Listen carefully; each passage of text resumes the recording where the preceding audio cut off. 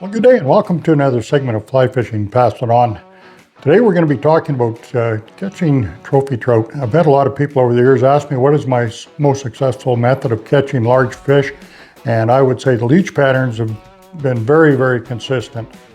Now, leeches are found in the water bodies all year long, and these fish are very used to eating them. They have their habits of feeding on the leeches. We're going to get into that in a minute to make them more successful. There's a few little tips I just wanted to pass on to you that are very instrumental in becoming a better angler in lakes when you're fishing leeches. Now, one thing to be mindful of is leeches are not always black. They're going to be in different water bodies. They can be olives, browns, tans. So get your leech patterns in different colors, and if you have an opportunity to see a leech in the lakes you're fishing or whatever else, you'll know which patterns to be fishing will be more successful.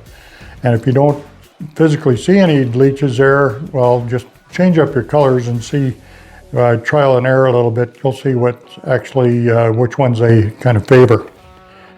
The method I like to use for fishing leeches is make sure that you're fishing mostly in the shallow water. So I like to use a clear intermediate line, and I'm using a long, slow pull and a pause. And a long, slow pull. This is about a 12-inch pull or whatever, and a pause. That is really the key. Don't fish them too fast or whatever. And another important detail on your fly patterns, if you're tying your own flies, is don't overweight these patterns. You'll see the way these leeches swim, the way they undulate.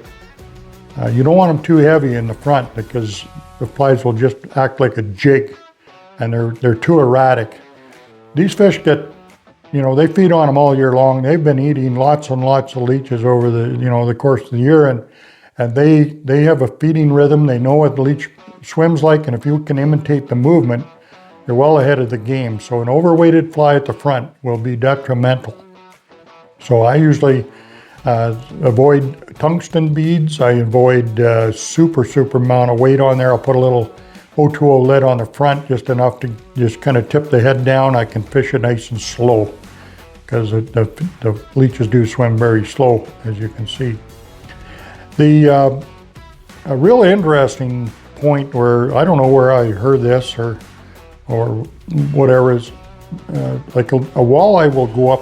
For example, I fished a lot of walleye in northern Ontario and even down southern Alberta here with guys who are using a lot of live leeches, and we had some walleye pro team members in our shop that fished a lot of live leeches. They couldn't use bait fish like we used in northern Ontario. We used a lot of minnows over there for walleye, and it's interesting, the walleye will actually go up and inhale a leech. They just that's the way they feed. Now, trout feed's different. They will come up to a leech and they'll bump it. So I'm sure many of you have experienced getting short hits, or you miss the bite. You set your rod up and you miss. You feel the bump and you set.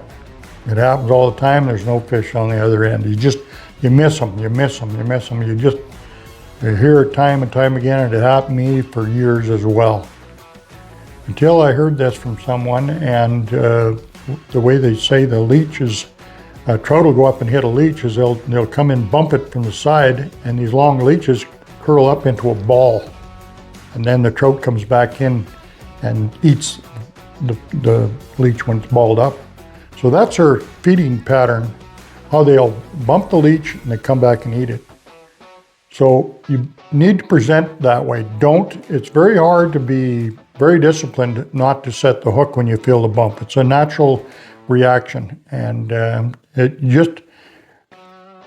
going to have to really be patient. You feel the bump, just keep this in mind, because this will be a real game changer for you as far as becoming a real good angler when you're fishing leech patterns, and that is the key factor right there. If you can just leave that fly in there, you feel a bump, leave it, and 3-4 seconds or whatever, it won't be long, and the trout will be back and he will hit it.